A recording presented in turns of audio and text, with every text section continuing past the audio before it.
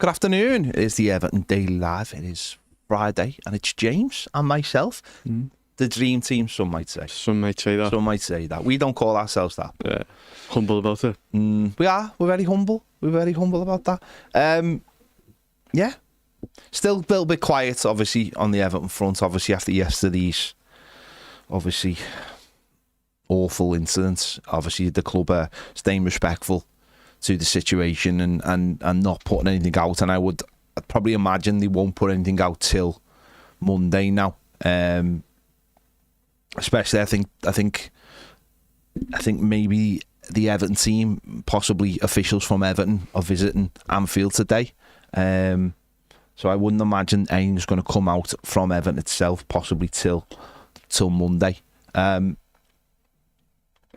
Which is absolutely fine. Absolutely fine. You know, you got it absolutely, like, terrible event has happened,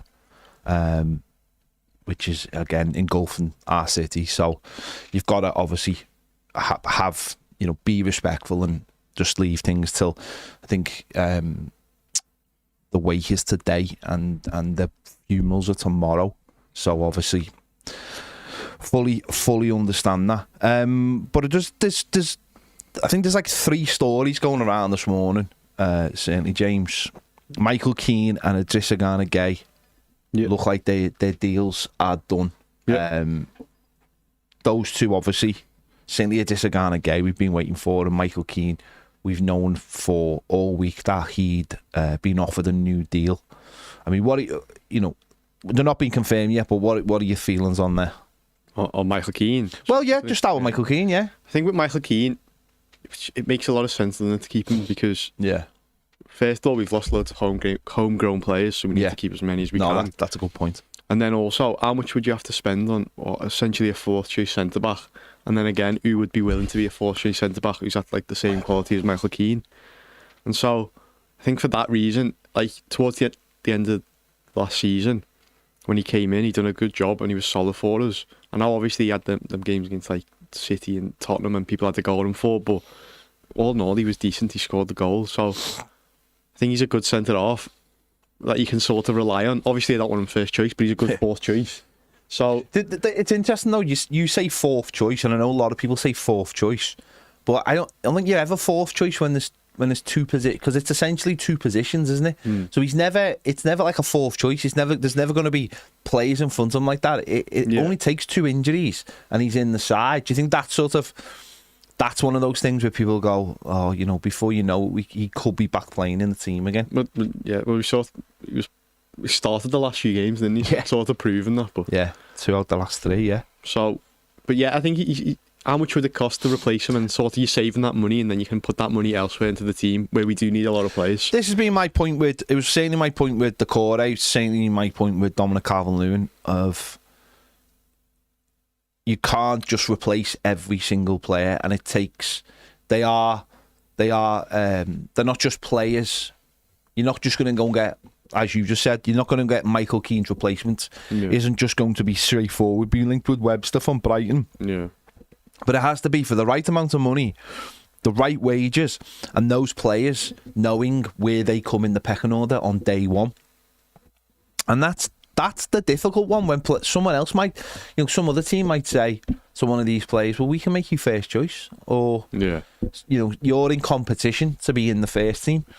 That's a difficult to get round. So in the short term, if you've got one on your doorstep, then you just stick with it. Michael Keane obviously has always been, in terms of the football club and the managers, a really, really good professional who doesn't get injured that often. And that is a really important thing. He doesn't get injured that often. Generally always available. And when he's called upon, comes in and is a no frills. Of course, we know there have been moments, and we saw it this season against Manchester City, where you get that general feeling. Just panicking, yeah. And the crowd gets it. And obviously me and Baz, I think, spoke about it the other day when we were talking about, like, he has that feeling, that confidence. You can see confidence drain out of Michael Keane at times. Yeah. But we're certainly not building anything on Michael Keane. What we're doing is we're saying that's a filler, that's a squad filler, which will, like you've just said, save time and effort of going out and finding that next one Yeah. who might not be any better than Michael Keane. No, definitely. I think as well, who would you realistically go for? Would you go for a young centre half, but then they're not going to get game time, and then it would be like a Webster or someone like that, and it's not really like when you've got someone there like Michael Keane, and you know you said all that stuff about him, and he comes up with a goal quite often too. It's like it just made so much sense to just keep him, especially now when we are losing so many players, and he's still a decent level where you would have confidence in playing week in, week out if he was called upon. So yeah, I think it's a smart decision from Everton, really. Listen, that I've probably said this, or certainly last season, you know, glad to see the back of him, blah blah blah, and all the rest of it. But I think when you're confronted with the size of the task, of building a squad, I think sometimes you just have to take these hits, and we'll talk about another one in a minute that has been mentioned. But it's Keane and Gueye, that's the positive one though, isn't Absolutely, it? yeah. You know, the reports are 1+1 deal. I'm surprised that he'd be willing to accept that. I imagine. I think that's what the hold-up's been. It'll be. Listen, I imagine the money will be good. Yeah, the money will be good. Yeah, let's be honest. He'll be on. You know, good money. And then it'll be 1+1, and it'll be, well, it might be 1+1+. I can't confirm what it is, obviously. But obviously, then it's a case of him. Listen, if he plays like he did last season, then he's got no problem getting another contract the following season. Absolutely. You know, we know that the African nations is I mean, for us, obviously, it's a little thorn in the side. For him, I mean, listen, he'll be representing his country in a tournament that I think they'll probably be expected to win. So for him, I mean, it's not an issue for him whatsoever. Yeah. But he obviously has to get through the first half of the Premier League season, get through a tournament, and then finish off the season really well. You know, it's what happens for Everton when he's not there. How do they cope with him when he's not there? That's the issue Everton have got. That's not his issue as such, because he's a professional footballer and he plays for his country, and he's still, as we saw when they played England last month, he's still a vital part of that team. So, you know, whether he starts or whether he comes off the bench in games. So, I think this is the one where we've been like, can we just get that one over the line? Can we just get that one over the line? And it still shows. It's funny, isn't it? Because obviously Coleman signed, who's around the same age. Keane's a little bit younger, but obviously three players in the 30s who all have different sort of values to the football club. Yeah. But Keane and Gueye, I think, for everyone, is still hugely important. Yeah, well, I think it's proven sort of towards the end of the season, when, you know, we do the final word and stuff like that.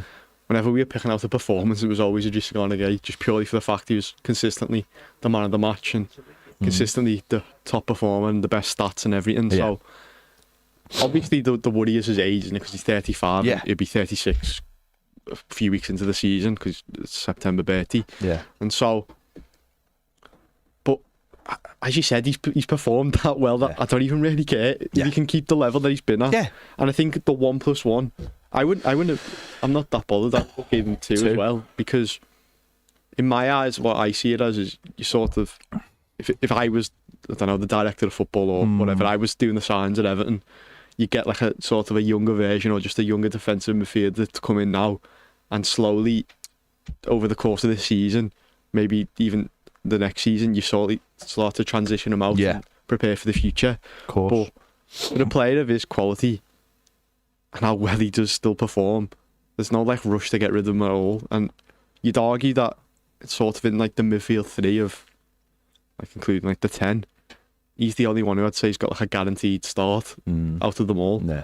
And yeah, you don't want to say you want to build around him, but he's definitely going to be like one of the first names on the team sheet every week, hasn't he? So getting him signed is just, it's something off your back, isn't it? Because to replace someone of his quality where they'd have the performances that he did and how vital he's been, you're paying so much money, and we've already tried to replace someone and we couldn't do it, so might as well keep him for as long as we can.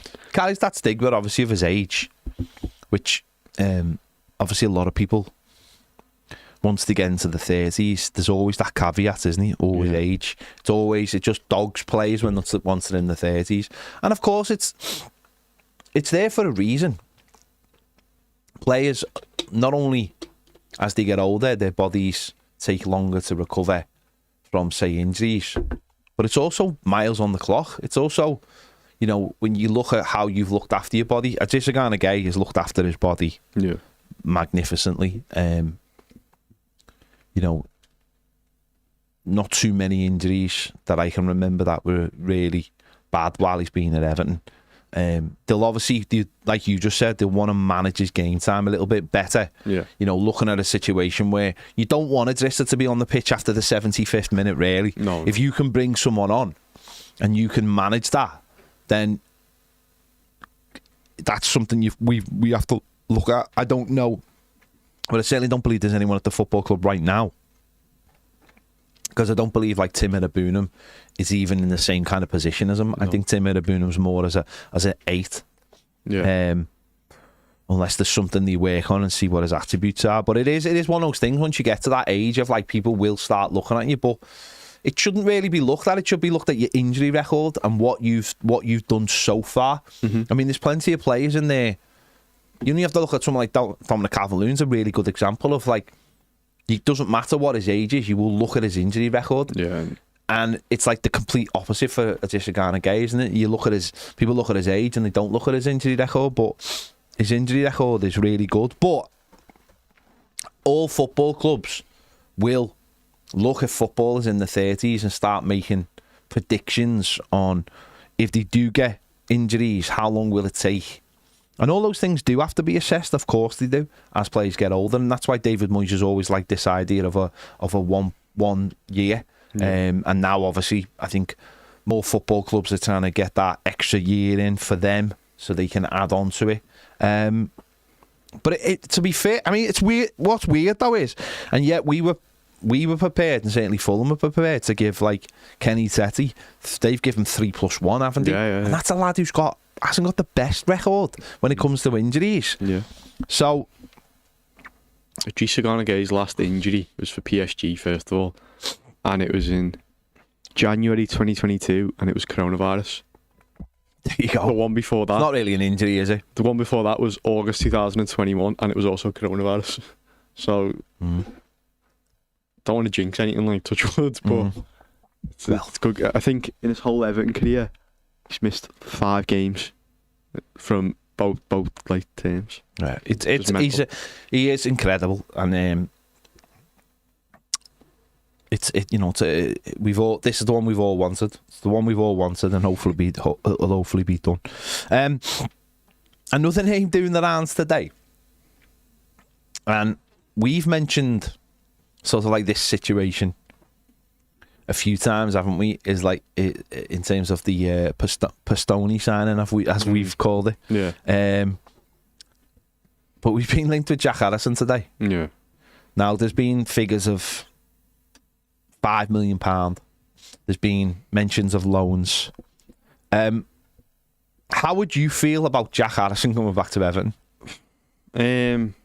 I'm sort of in two minds with it, I think, because there's one half of me where I'm like, he got 1 goal last season, that was it, no assists, and he played like a lot of games, he got a lot of minutes for us, and he just really never done much. But then there's also the one of, if you sign Jack Harrison, say you got him on loan again, or you got him for less than 5 million, as long as he's signed purely as a backup, and that frees up funds to maybe get like the next level player to be above him. So I don't know, that Malik Fofana, who everyone's linked to it, they want like 35 million for him. Say if we only had X amount to spend on right wingers, and so getting Jack Harrison frees up that money so we can go for the player to that level, then maybe it makes sense. But it's just a bit underwhelming. It feels like he's been a stopgap for 2 years now, and now we're just further in the gap, and each year sort of we get to the end of it and we're like, yeah, now we'll finally get that right winger in,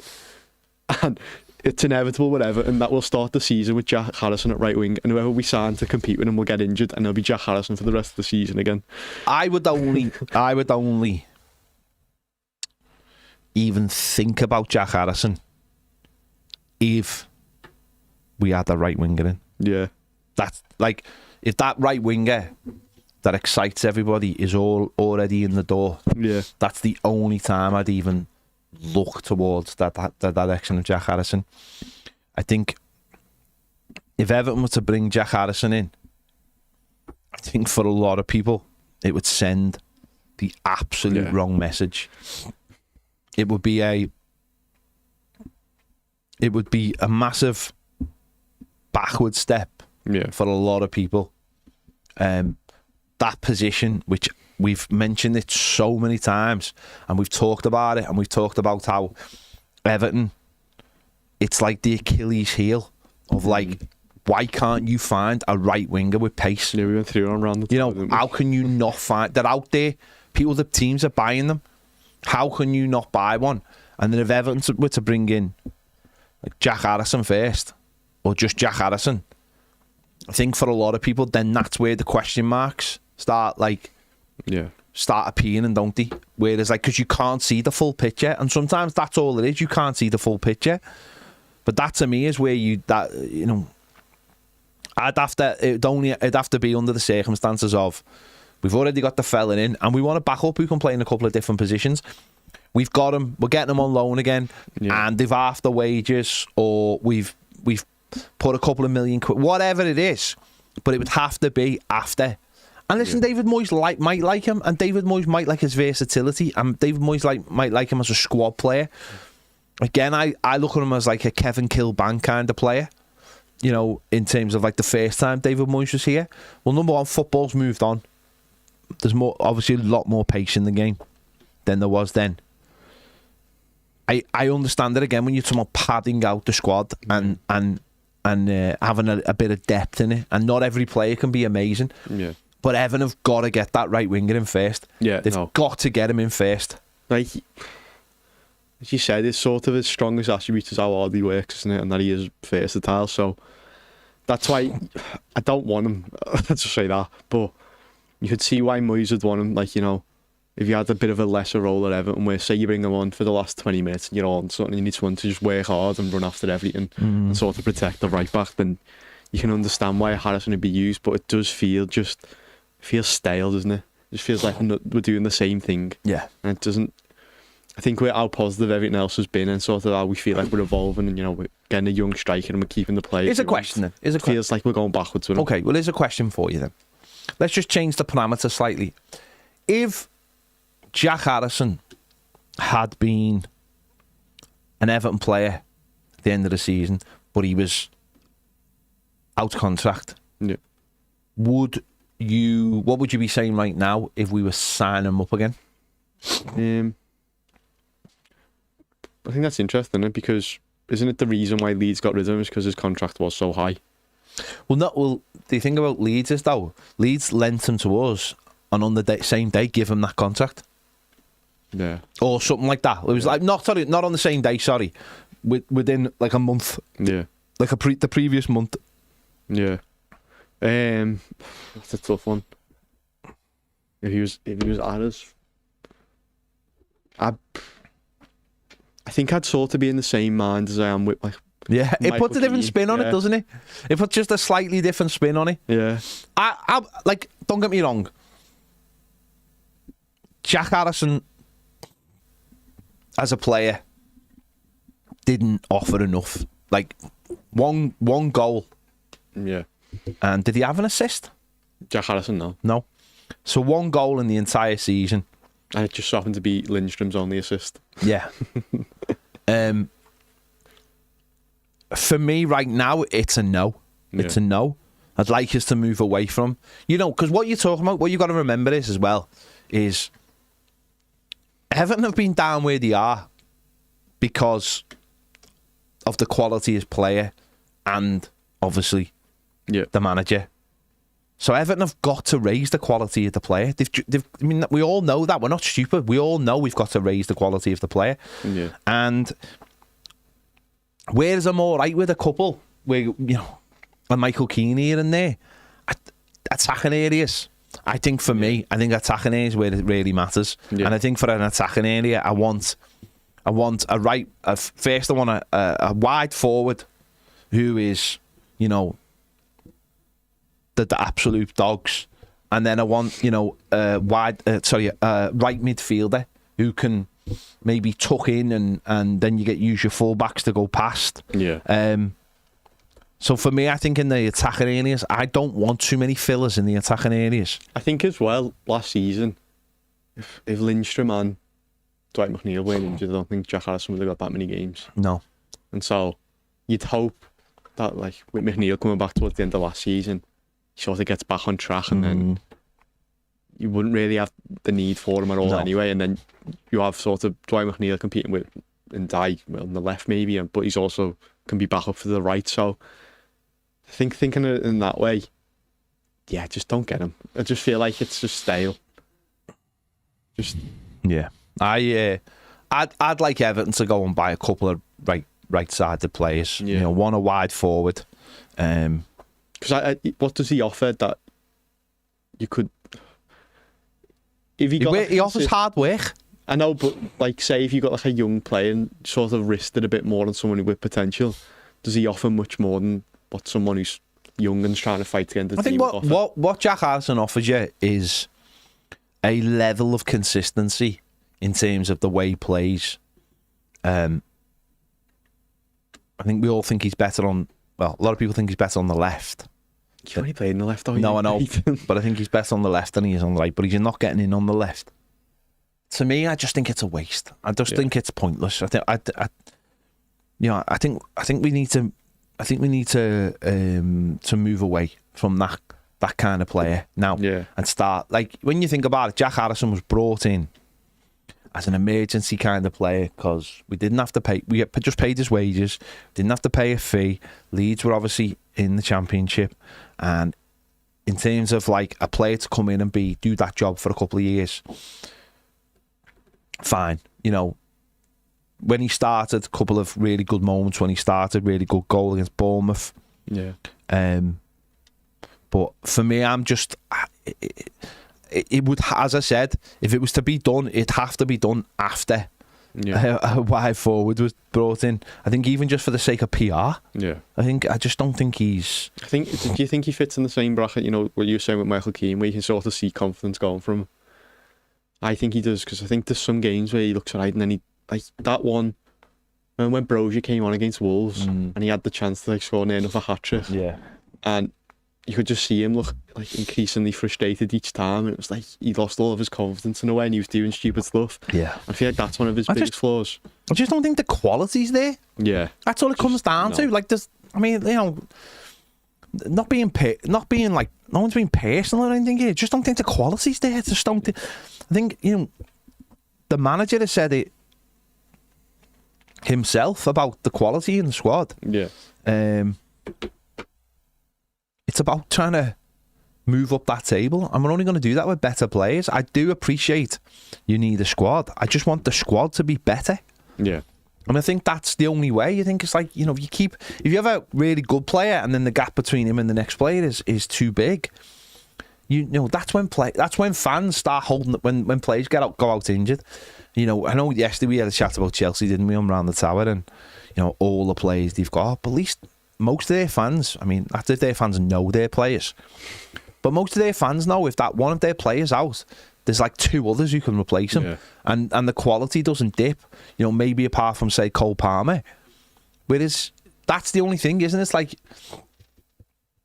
Everton, and I suppose in the last couple of years we've had a situation where the quality hasn't dipped that much. It's like when, you know, Lindstrom and Harrison, there's like nothing between them because neither of them were that good out there. But I just think that we need to try in certain areas, and that's the attacking areas, to have as much quality as we can in those areas, because they're the people who score the goals or create the goals, and that's the thing that wins your games.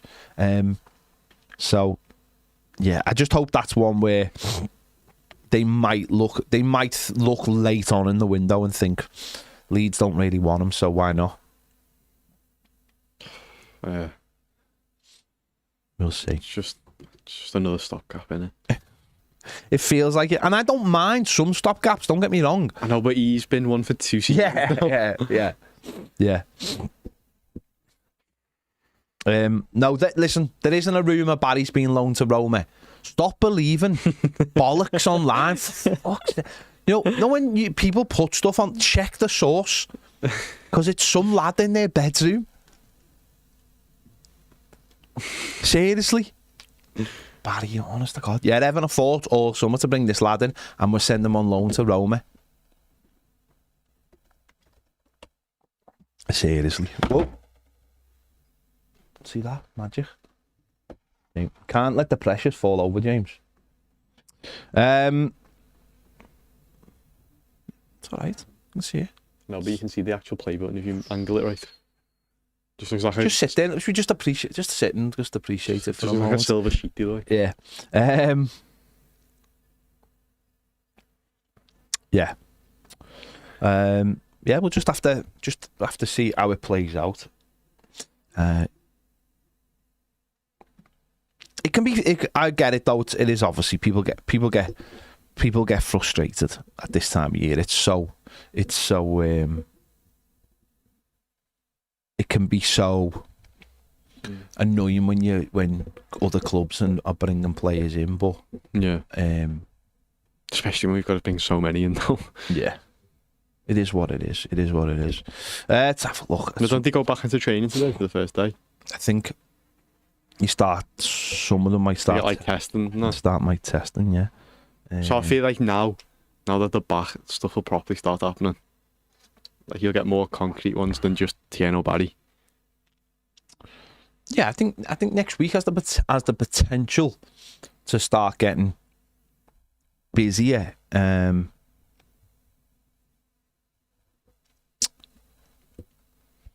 hopefully that we haven't heard a lot of the names. Mm. I really hope we haven't. I really hope we haven't heard a lot of the names. Someone just mentioned then, did you see Damari Gray went back to Birmingham? Yeah. Would you have him over Jack Harrison? No, because he plays for Birmingham.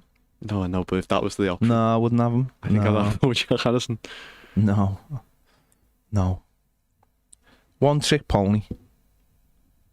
It's better than no tricks. No, but his attitude is terrible. Mm. It's all those things that managers look for.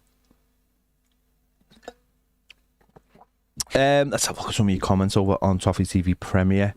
Gary Ward says, howdy. Ian the Blue says, Steve says, do you think we should really be looking to loan Idaboonham out? He's 22, so it's not like he's a kid. Going back to the Championship for a season would make sense to me. Why wouldn't we just keep him and play him when we're so low on numbers, particularly in midfield, rather signing someone like Longstaff? I feel like being a bit overlooked, and that if he was playing in Europe somewhere, he'd be the exact type of we've been wanting. I didn't realise he'd been linked with a loan. Yeah, no, there was an article came out saying that Everton are considering loaning him and Championship clubs are interested, but I swear it said in the article that some lower Premier League teams would be interested as well. Again, it'll all come down to who Everton bring in, won't it? And how much David Moyes likes him. I think Tillon Mabunam's got some good assets, but I still think he's got a hell of a lot of work to do. I'm not someone who's sort of been wrapped up in how he started last season. I think a lot of that was first few games of the Premier League. It can always be all over the place, and I think he benefited in many ways from that. I think when you've watched him for the whole season, and when he came back, you can see he's got quality, and you can see he's good at tackling and he's good at progressing with the ball and stuff. But it was sort of what QPR fans were saying with his downfalls was what you started to see at Everton. It was the fact that he lost concentration and sort of stuff like that. He wasn't always aware of his surroundings, stuff like that, and he'd be a bit sloppy because of it. And I don't know, is that something you learn with more experience? And then if that's the case, will going out on loan be beneficial to him and eventually he comes back in and challenges? I don't know, but do you think doing maybe a European loan or something like that would make more sense than the Championship? People love European loans. I just think since Branthwaite, it just worked too well. People love European loans. Listen, I think the manager will assess him in the first few weeks of pre-season and they'll make a decision. And if they find a better option they'll bring a better option in, and if it's blocking his development, then they'll send him on loan. Yeah. I think he's still in his position. I think is it the injuries weren't great for him last season either way. Do you know what I mean? He missed 16 games. So in terms of like, he missed a lot of development, and Schmidt was the same. Yeah.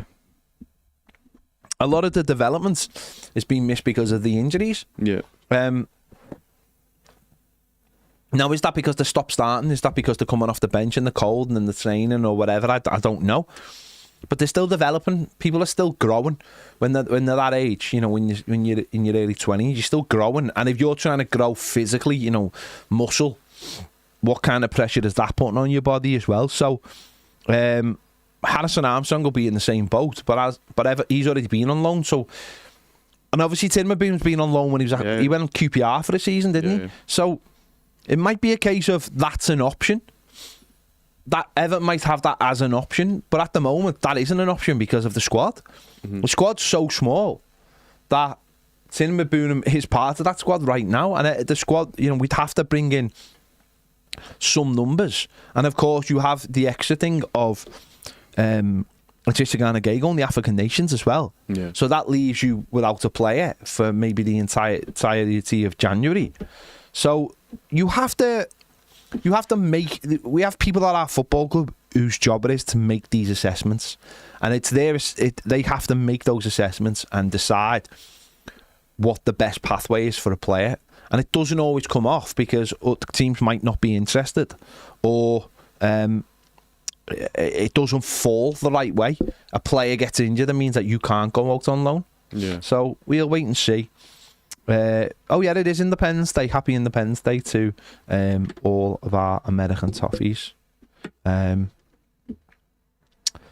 Viking says, really struggling with understanding the Keane thing. People keep trying to say he's solid. He's the Roberto Martinez of football. They keep making people forget how bad he is. 19 starts in the last couple of years, 50 goals conceded. He had to be dragged out of the team under Dyche because the performance was so bad that nearly relegated. He's meant to be a great guy, but I don't care about that. I care about his ability to play. And when he plays, other than the 3 good games a season, we lose games. Imagine we were in Europe and 2 defenders get injured, and he plays over 10 games, and we could miss out on Europe because of him. This is really, really bad for me. Take it up with the manager, mate. We didn't buy him. Oh, sorry, we didn't keep him. The manager kept him. So take it up with the manager. As I've said many a times, I don't really have a problem with it. Just with the amount of players Everton have got at the moment, I don't really have a problem with it.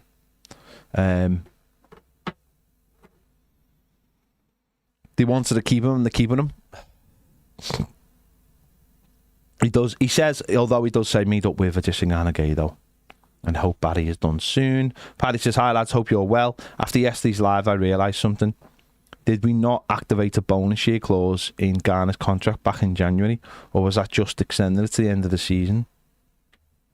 There was one in the quarters, wasn't there? No, we didn't do anything in Garner's contract. Liam says, people anti-obsession with Keane is way over the top, borderline personal. As a 4th choice centre choice defender, he is perfectly fine, and Moyes will get the best from him. Stop grabbing negatives from when there's currently plenty of positives. I swear some are only happy when they are miserable. Being a Blue is like a constant Smith's record.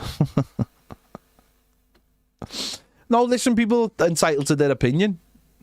If they want to keep him or they don't want to keep him, that's fine. No problem with opinions, you know. And I get the Keane stuff. I get it. He can be massively, massively frustrating when you watch him. It's up to him if he is called upon to do the job. Andrew Hughes says, are the links to Jack Harrison real? Surely we can't go back. We can. We'll see. Mark Monk says, good news all around. Now bring me the Holy Grail, the mythical right midfielder who has pace. Absolutely. Mike Raff says, nice, now get us a right winger. Have we not heard any links? No. Martin Kitney says, Garner was a must. Brilliant player and another leader on the pitch. Keane and Now talk of Harrison. Will Holgate be next? This isn't progress. It's a backward step, except in the likes of Keane and Harrison. It's poor recruitment and zero ambition. There has to be better loan options. Understand we can't do it all in one window, but these two were probably the weakest in our squad last season. I don't think Keane was the weakest in our squad last season. I think Keane. I think there was worse players. As I said, I've no real problem with Keane coming back. Harrison, I would. That would be. I think that would be one where I'd be like, I don't quite get this. Yeah. Phil says Keane signing is good in my opinion. Also, no way Moyes signs him if he deemed him not good enough. Rich says I wasn't for Keane staying, but you guys have demonstrated clearly why it makes sense. I think we have our internal ducks in a row, and now time to add some ducklings to thrive. Oh, nice one. The thing about it is, right, time will always tell in football, won't it? You know, things seem bad on paper and they turn out good. Things look good on paper and turn out bad. And there's a lot of hypothetical situations. Well, for me, because say Tarkowski's getting injured next season, Branthwaite's getting injured next season, then he doesn't play. So it doesn't matter then, does it? Yeah. So it's like where people are worried that, you know, like the fella saying before about getting into Europe and stuff. That's a lot of stuff has to happen just for that situation to come up. So if you go off paper, Tarkowski doesn't really get injured. Branthwaite, he's normally all right for the most part. And we haven't got a backup goalkeeper. What if Jordan Pickford gets injured? Tyler's now on the Everton website. Yeah, he is. He's classed as first team. Yeah. So we've got him. And then Angus Gunn. But you could say that about every position, though, couldn't you? What if Michalenko got injured? You know, it's still the first week in June. Yeah. You know, we are hoping to bring in players. Obviously, we are not gonna sign these players up again and then be done. We're looking to bring in players. Grandpa Flump says, as frustrating as waiting is, we have money, we now have the backroom team, and we get a manager. As boring as it sounds, we have to trust the people and trust the process. And up the Toffees. Gladiator says, Keane makes sense as a fourth choice. Hopefully we have half his wages from what he was on. Now we have tied down Keane, Garner and Branthwaite. Let's get moving with the new additions to the squad. Barry and one more older, wiser striker, and rebuild the midfield. Need another creative midfielder and two wingers. McAtee and Fellows. Jack says, does James paint his nails? I used to get skittered out of school because apparently I've got pink nails. Okay. No, I don't. It's not like some kind of disorder. Don't say that. Don't go on the internet and check it because they'll just say you're dying. No, kids in school used to say that to me, do I paint my nails because of that? I'd just say yeah. Make yourself a bit quirky. Yeah. What if he does? What if he does? Lou says, can't see any fans being happy with that Wesley deal if true. Feeling towards the Friedkins could turn sour quite quickly. Yeah, I'm not on. You know, if you watched the news yesterday, I'm not on board with that one at all. I'm not on board with that Wesley deal. Well, the stuff came out last night saying that Roma had just signed him, no, didn't it? Yeah, but no, I don't get it either because so Roma's PSR's done in. Yeah. So we're signing him, and then they're gonna have an obligation to buy him. But something like that. How does that in any way benefit Everton when we need so many players? And we probably need the money more than they need. Well, that was my question. Yeah. But also, I think it looks, if you were to do something like that, and listen, it might be absolute nonsense, right? But I also think it looks really underhand when you start doing something like that. Like, wait for, like, that's your get out of jail card when you really need it, isn't it? Yeah. Do you know what I mean? That's your get out of jail card. Or why don't the Friedkins, right? And this is what I think they really should do. The Friedkins, why don't they go and buy a team in like Spain who that Everton and Roma can use as a place to put players? Yeah.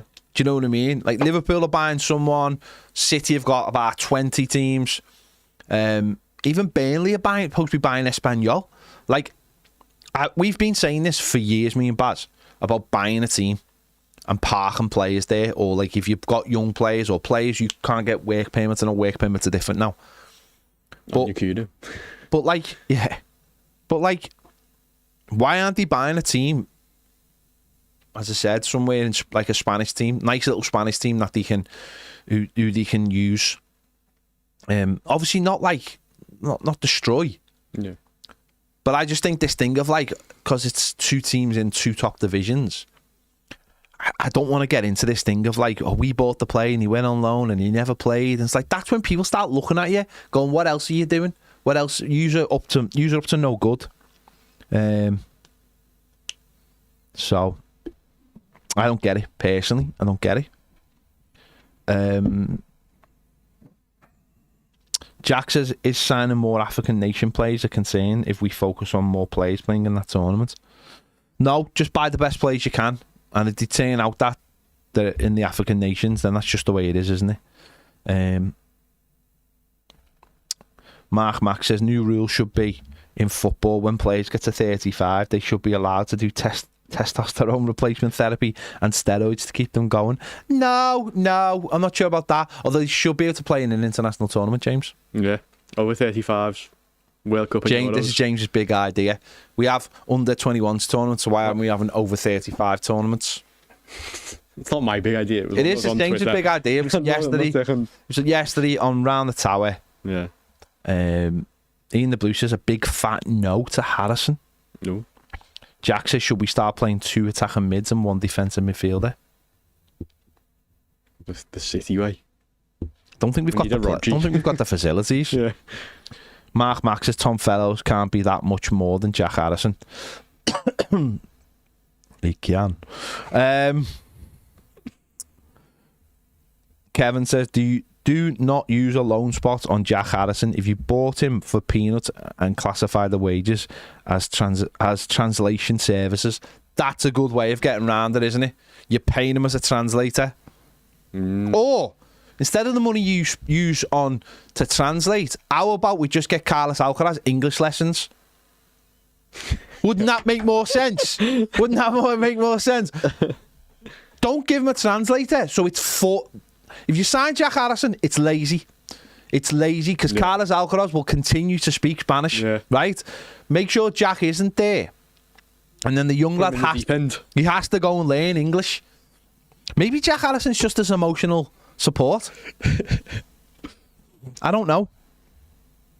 Evan Viking, can Jack Harrison take players on? No. Is he fast? No. Can he score? No. Does he cross well? No. So he can't actually do any of the things we want a winger to do, and he's been absolutely crap for 2 years. No reason to sign him. Yeah, that's fair. Franco, if Keane doesn't sign, I'll go for Cody. No. He's going to Rangers. Derek Cummins says, surely the stats are against the Harrison return. He's got a brilliant first touch. It's the rest that's the problem, and he can't play on the right. Stan says, all right, lads, regarding Jack Harrison, the only consistency about him that should matter is he's consistently poor. Leave well alone. That was his tone, I could tell. Lou says, apparently we are in fact trying to bring back Harrison, but simply to be the translator. Don't know if Bramford will get to number 5, but he should. Robert Jones says, don't get why everyone is so annoyed with Keane re-signing. I don't think everyone is annoyed. No, I don't. Just Evan Viking. He will be the 4th choice and probably the one of the best 4th choice centre-backs in the league. Clearly going to be on less money, and he pops up with the odd important goal. Harrison is a different story. I wouldn't go anywhere near him. Surely we've got to finally buy a fast right-footed winger. Yeah. Or a fast right and left-footed winger. Gary Ward says Harrison is good for the squad depth, but we need a new starter. Rich says, lads sat here at the head office in Birmingham. They don't understand football here. The head office of what, though, Rich? The head office of what? Could be NASA for all I know. Yeah, what? Yeah. You've intrigued us. You've piqued our interest. Could be Cadbury's. Could be. Is that in Birmingham? Very much so. Nice. Literally, like Bourneville. You've heard of Bourneville chocolate? Yeah. Bourneville is an actual place in Birmingham. Didn't know that. And it's named after it. Nice. Didn't you know like Cadbury's World was in Birmingham? No. You never seen adverts for Cadbury's World anywhere, no? Okay. You're a lad of a certain age, or maybe the school might have took you to Cadbury's World. Huh? I've been to Cadbury. I didn't even know Cadbury's World was a thing. No, you do. Change me life. I've changed your life. You've got your car, you've got your spare tyre. Yeah. Get yourself down. Yeah. I think you get some free chocolate. It's not like Willy Wonka land, though. No. That's Which is exactly what Yeah. I would have thought it would be if I'd been a kid. So you can there, I'd have been like, why show me like desks of people designed? Machines. I want like chocolate bars that go above me head going beep, beep, beep, beep, beep. That was the old Willy Wonka, the original, best one. Although Wonka is a good film. Mm. Have you seen it? Yeah. It's good, isn't it? Yeah, it's alright. It is. The old one was the best. No, the one. other one's amazing, mate. Yeah. The whole one's amazing. But that's like a good. And Johnny Depp was too creepy. No, in the the one. Johnny Depp one's terrible. Yeah, he was no, it's creepy. terrible. But that is a good prequel, though. Like, it's a really good, like, British kind Yeah. of sensibility. And he's good as well. I like him. Yeah. He's a good actor. Yeah, it was good, yeah. Okay, fair enough. But That, no more films. Stop it. Bass, isn't he? What else have we got? Eddie says, next week I want 5 new players, 1 each workday. well, Depends which day. Not asking for What much, about is he? what if you worked? What if like people have Monday and Tuesday off? Ed, are you gonna be disappointed? I feel like he's going to be disappointed no matter what. Yeah, I think he is. Martin says, let's not get this wrong. At the moment, we are not in Europe and Roma are, so so they will do this to help secure Roma's position if they want. We wouldn't be moaning if it was happened to us. No, I'll be honest. I just don't like it. Yeah. I don't like it this early in the partnership. Let us at least have a window where we can I have a know. proper go. Let at us it. have our window. Yeah. Let us spend our money for us. You know, if we were like Chelsea and we're just throwing it round, then I'd get it. But it's not like we're sitting here all flush, is it? Liam says, lads, not trying to be negative, but why are all the Villarreal fans buzzing that Barry is leaving? Am I missing something? I saw Villarreal fans actually quite upset about it. Liam, I couldn't care less how Villarreal feel. I really couldn't. We had an interview with a Villarreal fan and he seemed hurt over it. Maybe they're made up in the same way that Everton fans are like, didn't like him anyway. Yeah. Crap that Lukaku. Crap. Crap anyway him. Don't care, mate. You make signings. You hope that the recruitment team have got it right, and then you see if they can develop them. What else can you do? Because we ain't buying. And this is what, like, it actually doesn't matter how much money Everton have got.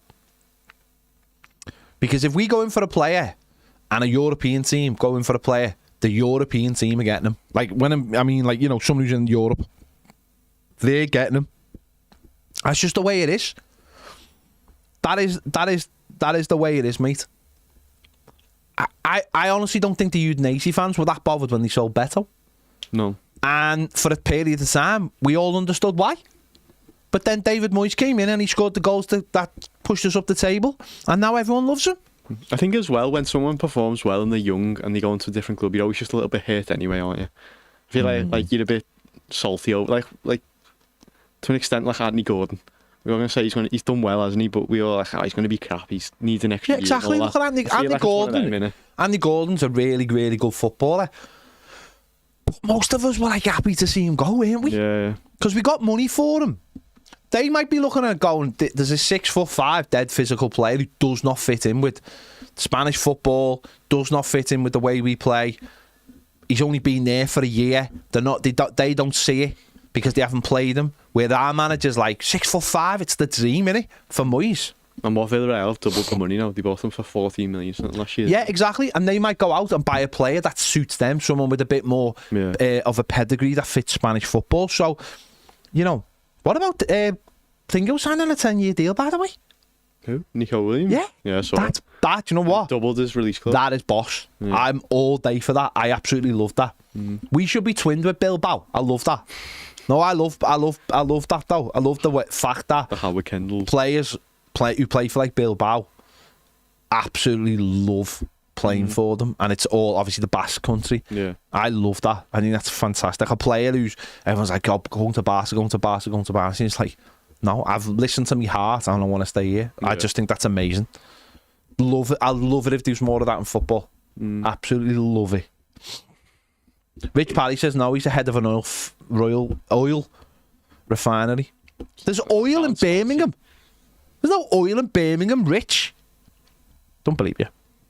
Hakan says, did you find it strange that Everton website refers to Fab's "Here we go" comment about Tierno Barry if it isn't true?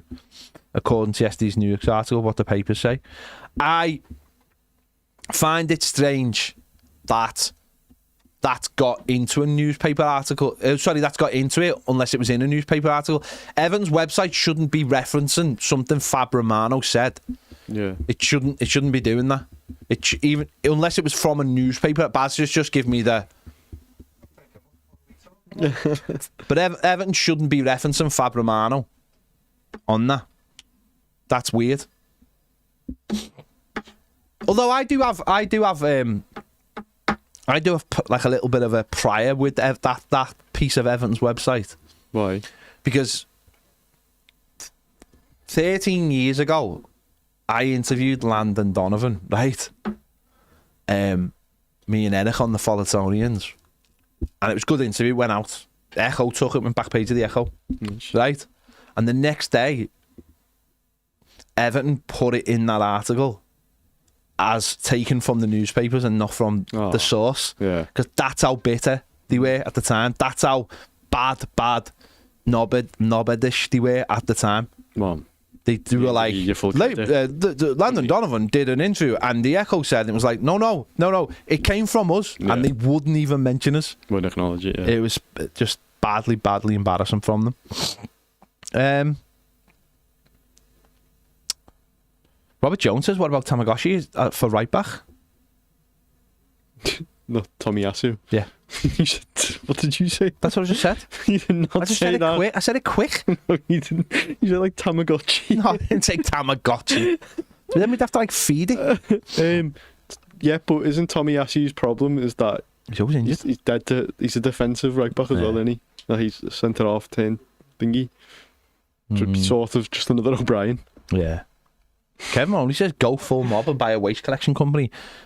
Terry Barry, your new job is to drive this garbage truck for £7 million a year. That's how we're getting around FFP.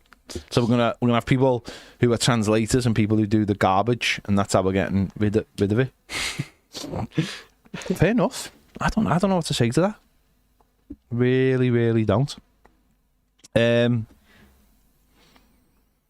have a look at some. I have been overlooking your comments on YouTube. James really should have been doing them. I just got called an emo before I saw. An emo? And then yeah, Emma called me an emo. You're not an emo. That's because you keep calling her a goth. I don't even think I do. But I think it's because of the nail thing. The nail thing? I think you should just start having black nails. Why? Go for it. No, just live up to it. Seems like effort. It seems, yeah, I mean, it does, doesn't it? I mean, it does seem like effort, doesn't it? Yeah. Why paint your nails when you could just have normal nails? Just seems like effort. These are... But we just make sure every time Baz walks in, we say something. Like every time he walks in the room, we make sure we're saying something weird, so that he's like, "What are you talking about?" He just sighs and walks out. It's the best. It's like preventative, isn't it? Yeah. And then like the dog was just licking all kinds of stuff off his head, and you know. He's got again.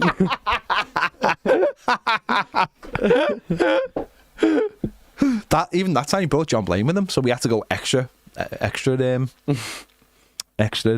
whatever. I don't know when the Dunk t-shirt. I spoke to the fella yesterday. He said he's going to try and get it sorted soon. All the other ones are out, and we're hoping to get the Dunk and the Pickford ones out soon. So get the other ones for now. Spend some money on t-shirts and it helps us. That's all I'm going to say.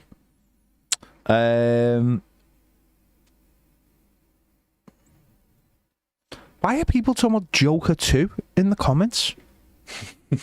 Stop it. I haven't seen Joker 2. Have you not? No, because I heard it was so bad. I'm so sorry. No.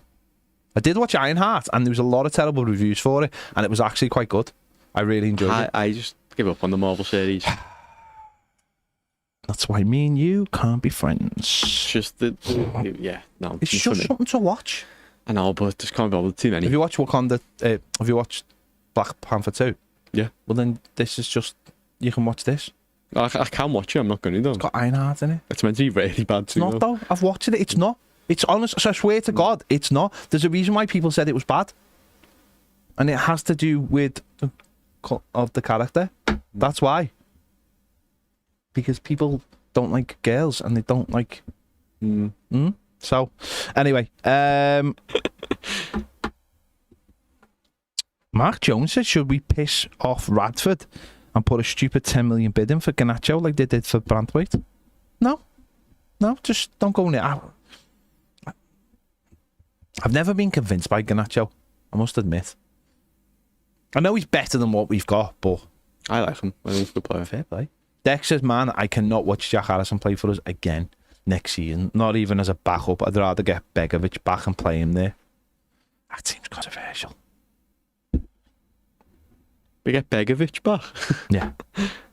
What's Begovic doing? Has he went anywhere? No. Was he retired? No, he isn't retired either. No. Wormy, it isn't. It isn't, mate. It just isn't.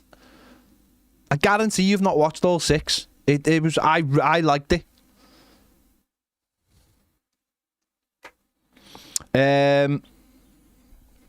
Let's have a look at some of you. I'll go back into your comments and have a look.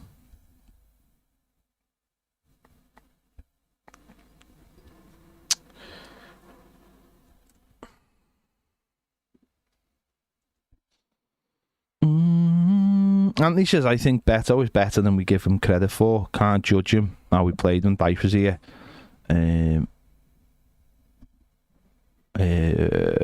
Judge him on the run under Moyes. He will be scoring 10 without fail. Yeah, but you can still judge him on like his general play, and that's what he has to improve on. I seen some numbers on him the other day, and his passing numbers are like horrendous, like really, really bad. Like the amount of simple passes he gives away. Like he has to massively improve on that. Like people like him, but we've got to expect players to improve, haven't we? We need players to improve. So we need people to be pushing. But it's his shirt, isn't it? I think it's his shirt to give up now. JT says Anthony Gordon managed to get himself hated by everyone in Merseyside.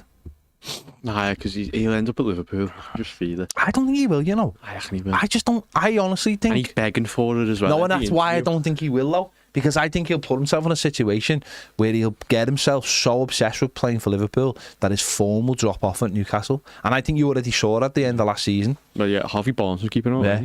And I think every interview though, it's like, yeah, I love Steven Gerrard. Yeah.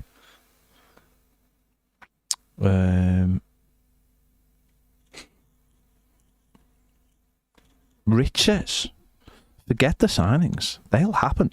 Just think about how magnificent Bramley Moore is going to look and sound for the first game there. I can't, mate. I'll just be... I'll just wait for that day to happen. Still want signings. You got to have signings to go in it, haven't you? Got to have signings to go in it.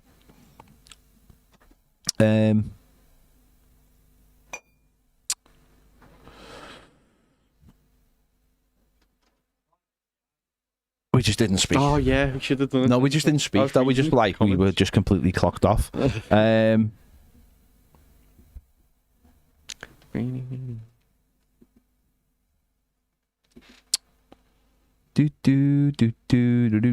just looking for your comments. You're all just talking to yourselves in the comments.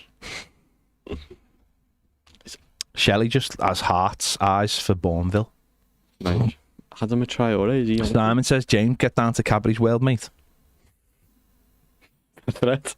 James says Cadbury's has its own village. Wow. So there's a lot of love for Cadbury's, and you should get down there and enjoy it.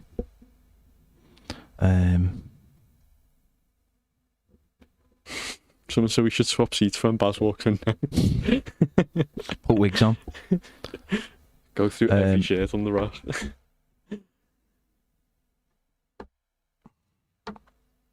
Are you celebrating the 4th of July today? No. Couldn't care less. I was in America once for 4th of July. It was hilarious. We stole an American flag and tied a Union Jack to the top of a flagpole and made sure no one could get it down. Very nice. How about those apples? How about those apples? I'm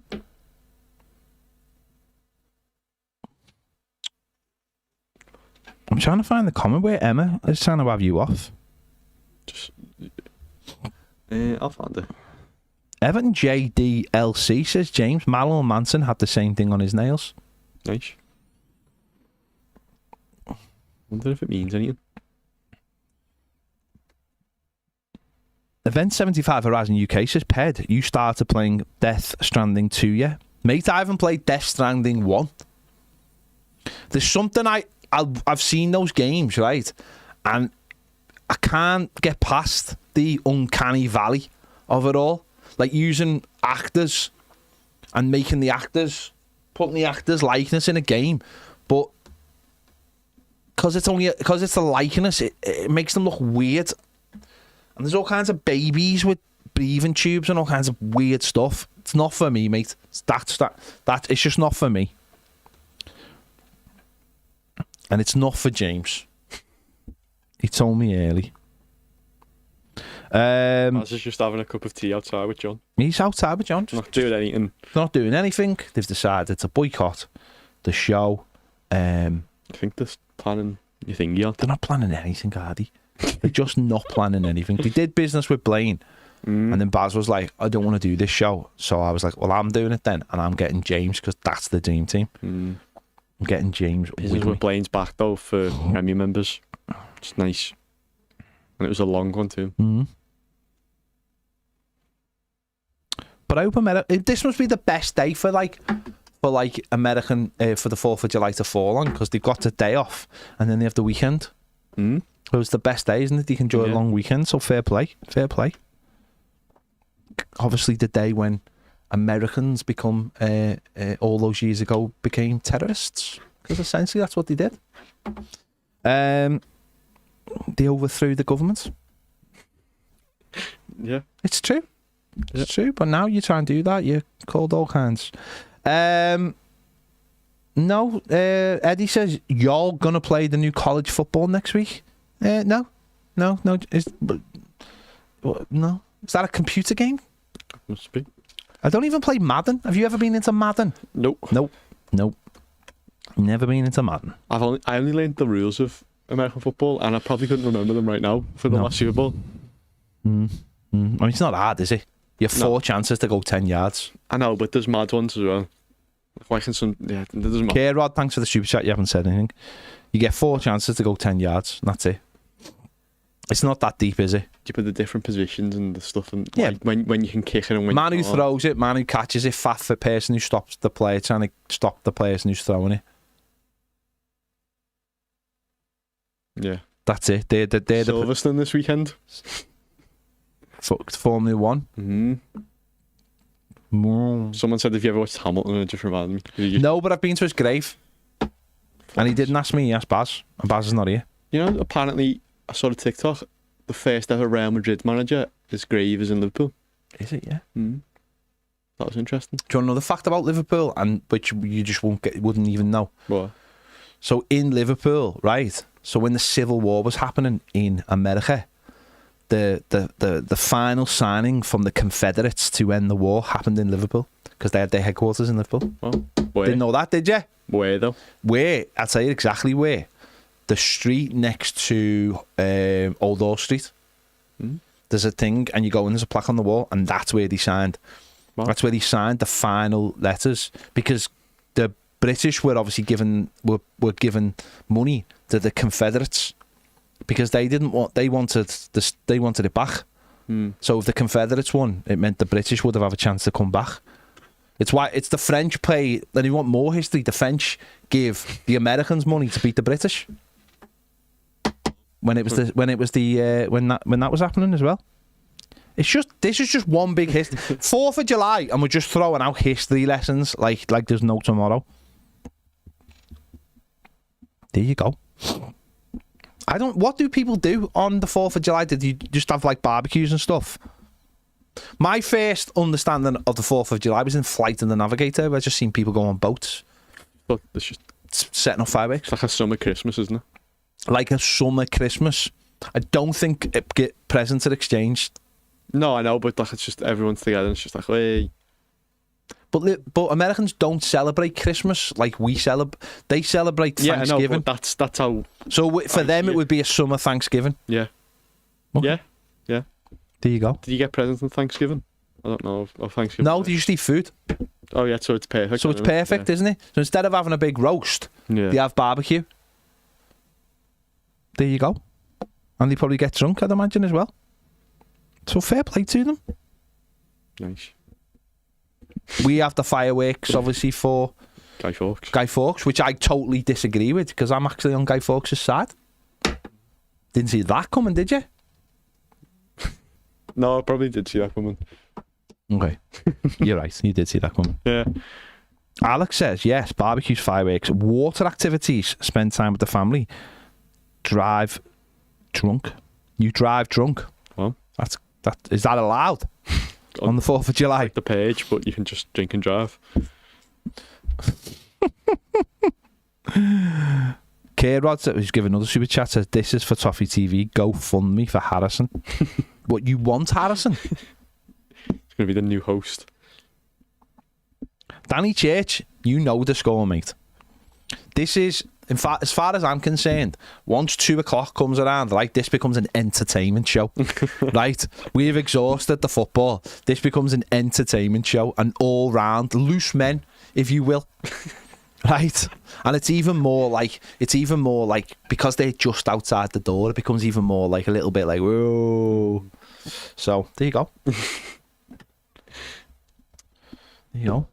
Wes says there's been 2 crimes admitted in this stream. There has. Yeah. Drunk driving and what was the other one? Don't know. Murder, probably.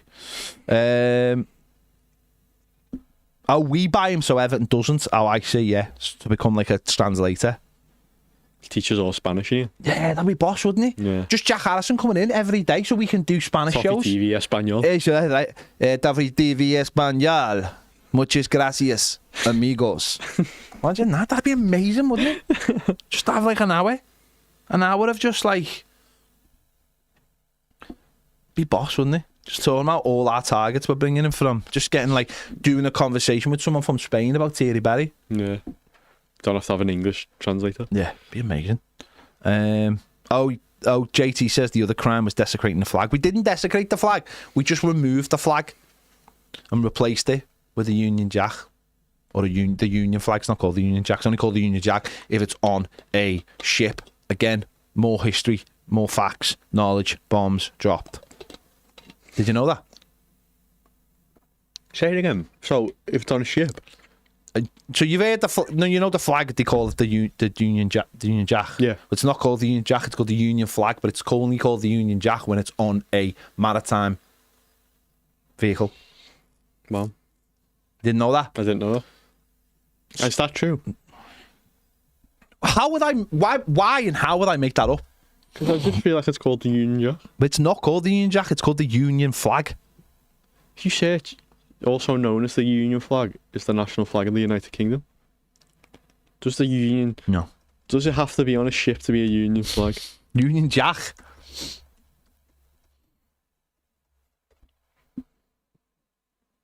I'll tell you what I finished this week as well, Squid Game, Series 3. Very different... the ending's controversial.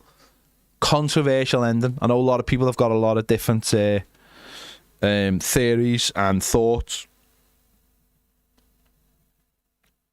on it. So yeah, you're right. I know I'm right. I know I'm right. Trellis was disappointed in the Squid Game ending. Why did you not think I was right? I think my history today has been absolutely spot on. We've learned about Cadbury's. Because everyone says Union... I've never heard anyone say Union flag. Union flag. It's called the Union flag. Everyone says Union Jack, though. No, they're wrong.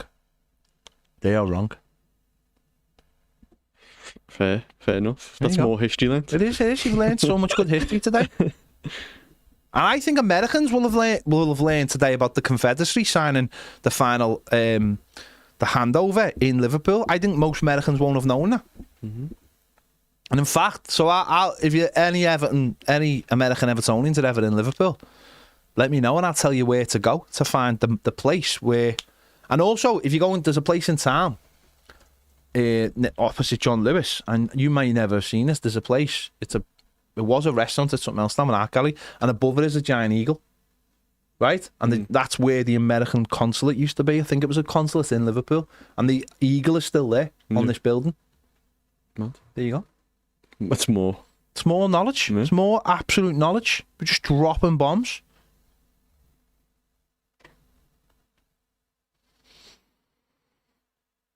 Faza, my inner sailor, will never come out. I was nearly a sailor once. I don't know if I've told this story. I got in the Navy when I was 18. Why? Why did I get in? Did you go for it? I'll tell you why, because I was in New York when I was 18. And I was just having a walk around. As you do. Do you want to be a Navy SEAL? I was 18, I was in New York, I was on my own. And I was just walking around. And I seen loads of fellas in their Navy, uniforms. And I thought they looked cool as fuck, right? So I went home and I signed up to be in the Navy, right? And I got in. I was in the Navy. And a year later, it took them a year. Imagine now they'd throw me into the water straight away. They took a year. And a year later, they rung up and they were like, right, we're ready for you to come now. And I just went, mate, I said, I've got a job. I've got a girlfriend. I'm going out all the time. I said, I'm not interested. And that was the end of it. Literally. Fair enough. But I was in the Navy, so my life could have been very much different if on that day they'd gone, yeah, your basic training starts tomorrow or something. But it didn't. It took them a year. So I even said I was going to be like in the submarines. I would have been in a sub. I ticked the box. I should never have ticked the box, but I ticked the box to be in a submarine. Wow. Yeah, my life could have been very much different. That's not why I've got good Navy, knowledge on it though. Chelio says Popeye Ped's secret crush. I don't know what that means, but have you been to Popeyes in town? No. It's nice, Is it? Yeah, it's very nice. I remember when it opened and it was loads of hype around it. It's nice, I went the other week and I really liked it. I know Popeye's been in America for ages, but I really liked it.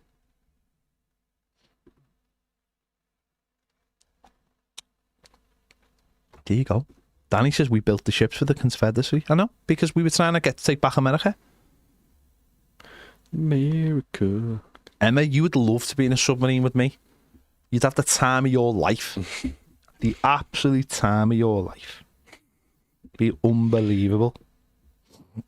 I just seen these fellas walking around New York in this suit. I was just like, how cool do they look? Yeah. And everyone's like, giving them respect and that. I was like, I'll have a bit of that. Thankfully, it never happened. I'd have ended up like Steven Seagal though. It would have been like, the only rank we can give him is the cook. That's what I like to think anyway. That's what I like to think. But I never went in. And I'm eternally grateful for that. I really am.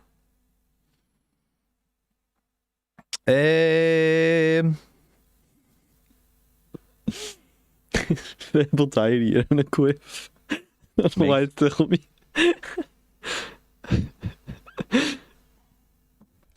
And that's enough to put him in a timeout. Oh. See you later. Ian Barron says, my late granddad was in the Navy in the Second World War. His ship, HMS Loyalty, got torpedoed. He survived. His friend next to him died, unfortunately. He survived 90-ish minutes in the sea until he was rescued. I mean, that's a sad and a good story, isn't it? It's a sad and a good story. RC says, ex-cook CIA operative. Exactly, mate. Exactly.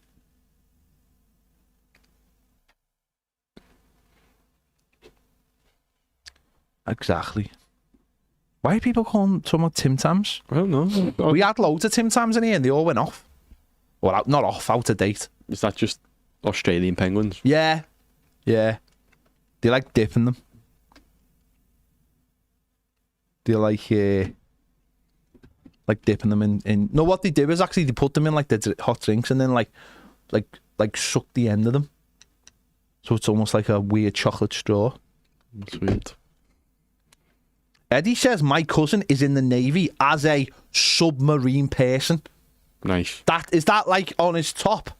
Submarine person. That's an incredible statement. Jack says Australia. We are. I don't even know how topics are just appearing here. Tim Tams. No, they're not like Kit Kats. No, Tim Tams are not like Kit Kats. Kit Kats are Kit Kats. The Kit Kats everywhere, aren't they? Yeah. Well, they are, aren't Yeah. they? Well, I mean, you go to like Japan, they have loads of mad flavours. Yeah. If you go into some of like the Asian shops in town, they have like mad. They're really into the Kit Kats. Yeah. Mad, they are.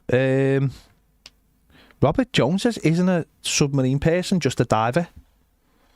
No. Submariner, isn't it? It's a submariner.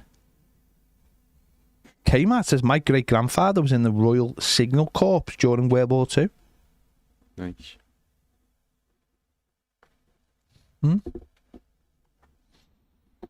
Who's on the shirt behind you, someone asked?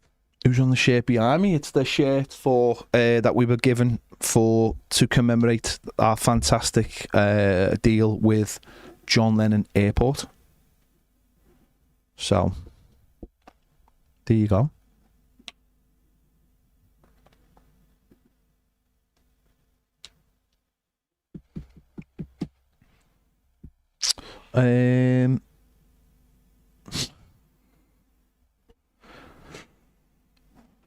LCCND7 says, I'm 40. Last night some blurt stole my BMX. To replace it is going to cost me around £750, which I cannot afford just now.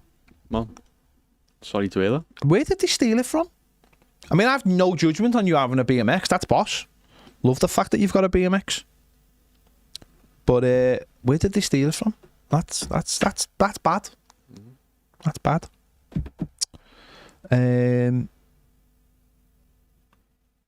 Emma, you're right. He was getting timed out because what I've said on many occasions is I like people having a little joke, but what I don't like is when people start getting like personal.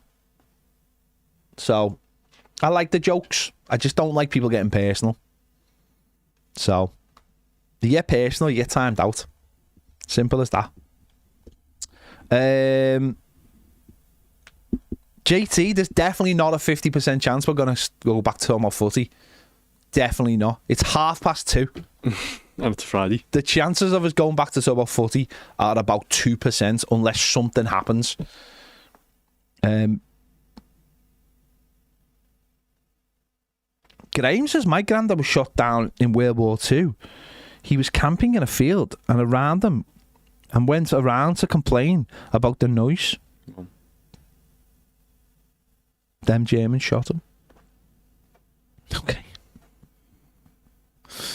There you go. Graham, that sounds like a carry-on film. There you go. Interesting.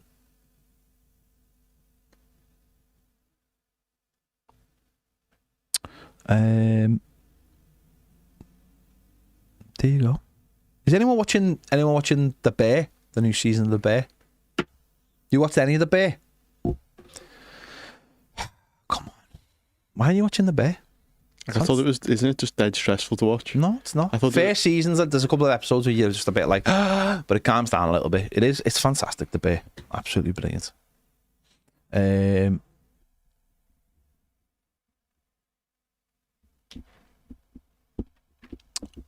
is a really good point.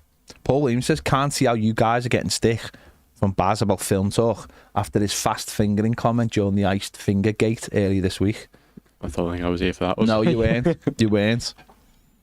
But there you go. Does anyone watch the new F1 film? Was it any good? I know a couple of you have seen it. They said, yeah, it's good. Yeah. Not like amazing. And Megan 2's out. Not interested, nah. Apparently it's terrible. Emma says, my brother got his BMX robbed as a kid. The fella who robbed it knocked at ours to see if he wanted to buy it. I've got a good story about having my BMX bike robbed when I was a kid. Go on. Do you want to hear it? Go on. So when I was a kid, I had this Boss BMX Rally Mag Burn, it was called. It was brilliant. Got it for my birthday. It had stump pegs on it and everything. Got it for Christmas, sorry. So we were down by ours in Egbert, Otterspool prom, and we were walking down to go to this my mate's house. Anyway, these lads followed us, and one of them come over, and he, when I think back to me, this lad seemed huge.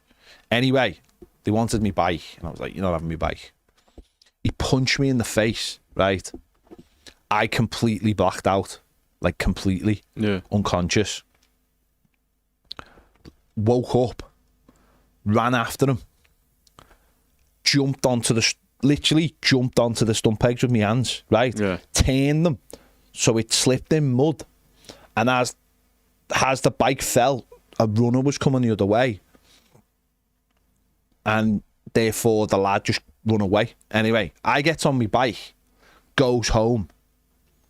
I'm like, so I'm just like, it's just like a normal day. It's like middle of the day. Mum and dad are both in work, and my face was apparently my face was a bit of a mess. And my auntie lived a couple of doors down, and she was like, what happened to your face? And I was like, oh, I fell off my bike. Oh yeah. So later on, we had a video shop. Loads of people have heard me talking about it. We had a video shop, and I went in. My mum was like, what's happened to your face? And I was like, oh, I fell off my bike. I didn't want my mum to know that I'd been where I had been, because I wasn't supposed to be there. So I'm like in the corner, like properly, and my mum's friend come in, she looked at me and she went, don't let him fall asleep. He's like, I was all over the shop. Yeah. So anyway, it took me to hospital. I had a broken cheekbone, broken eye socket. Wow. And my whole face was just like, and my mate came in the next day to the shop, and he was asking where I was, and my mum was like, oh, he fell off his bike. He's like, he didn't fall off his bike. Someone punched him in the face to rob his bike and told him the story. And I thought I was going to get in loads of trouble. Like you get shouted at, but you don't obviously get into loads of trouble. But it happened dead early in the summer holidays. And I remember going back into school and when the school term, and my face was all fine. And I was like, oh yeah, it should have happened to me. And I was like, they were like, oh, you look all right to me. Like you look like normal. But honestly, for the whole summer, my face was just all over the shop. But I got to keep my bike anyway. No one took my bike off me. So, do you not do anything to your hands or your arms with grabbing that? No, the bike falling? No, not that I remember. Anyway, do you know what I mean? Not that I remember. I think me face having a broken cheekbone and an eye socket sort of took any kind of pain out of it. But I did like that bike. I made sure no one got it. JT, you're right. That's my Batman origin story. Villain arc. There you go. That's my hero arc. People are now talking about cakes. Kmart says my dad's American, but my grandfather, his dad was in Vietnam, was in the 101st Airborne. Wow. As a helicopter pilot, he was shot in the foot once while flying. Wow. 101st Airborne. Big unit.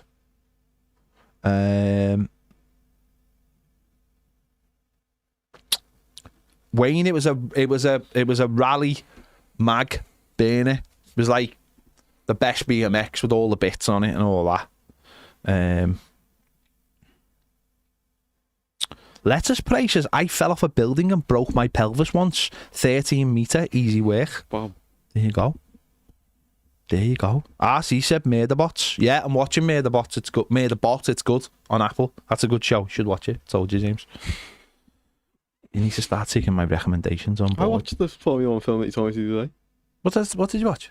Ford Ferrari. Oh, Ford Ferrari, yeah. Well, that's just one thing. I watched it after the Formula 1 race as well. Oh, perfectly in time. There you go. Right. Yeah, mine wasn't the yellow and blue one, Wayne. Mine one was like a black and white one. It was tremendous. Right. Let's just give a little. Right, as we said earlier, I don't think Everton will be doing. Well, I don't imagine they'll be doing any updates, but we'll wait and see. Gary Ward says, "Yeah, I've watched the Bear. It was good." And Eddie says, "Are you watching Sticks on Apple TV, the golf show?" No, I've seen it advertised, but I haven't watched it. Gavin says, "My granddad was a truck driver in North Africa. Dad was a weapon tech in the RAF, and I ended up in the infantry in Canadian Army." There you go. 3 generations. 3 generations. And King Hoddle says he can't resist a cinnamon and raisin bagel these days. Fair play. You can't argue with that. I hate cinnamon though. You hate cinnamon? Why? Don't know, I just really don't like it. Fair play. We can't all like everything. That's true. Because what would be the point? Rob says the submarine wouldn't be the only thing going down. Lol. I don't get that joke. No. Ian Murphy is halfway through Shogun on Ped's recommendation. Loving it. It's amazing. Shogun is amazing. You obviously have to concentrate because half of it's in Japanese, but that's fine because that's good. It's like Squid Game. You have to watch it with the subtitles. Don't watch it with the dubbing. The dubbing's terrible. And even in Squid Game, there's some people who speak English, but they've dubbed the English, and it's terrible. Like terrible. Like they've all got that weird, that accent they've all got in. Just American. No, what was the one you watched? Money Heist. I didn't watch that. What was it called? Was it Money Heist? Money Heist. Yeah, that was wasn't it Spanish? Yeah, but the dubbing was terrible on it. Neymar was in it, weren't it? I didn't watch it though. No, I haven't watched it. Actually, I did watch the first couple of seasons, but I give up on it. Danny Ellis says, wasn't allowed a bike after my uncle near ran me over and grassed me up. Fair enough. I just didn't get a bike because all my mates used to get the bike robbed. That's not a reason to not get a bike, surely. No, it was when I had bikes when I was little, but then when I got to like a certain age, I was like, ooh, a lot of my mates' bikes are getting robbed here, so I was just like, I don't want to get a bike. I think it's like if your mates have got bikes, you've got to have a bike, haven't you? Like if that's what you grow up with, and you all have bikes. We all had bikes when I was a kid, so that was our thing. Here we go. Right, we're going. We've done an hour and 40. No, an hour and a half. We've done that, haven't we? So because we didn't start till 10 past. Yeah. So an hour. I think that's good. I think that's good. You've all had an opportunity to talk about your favourite cakes and if your granddads were in the army or the navy and stuff. You've learned stuff today, which I think is always vital. And you all want Jack Harrison to be an interpreter and not a footballer, which again is interesting. That's so fair. There you go. Right, back on Monday. Don't forget, check out Business with Blaine on Toffee TV Premiere at 5 o'clock. See you all later.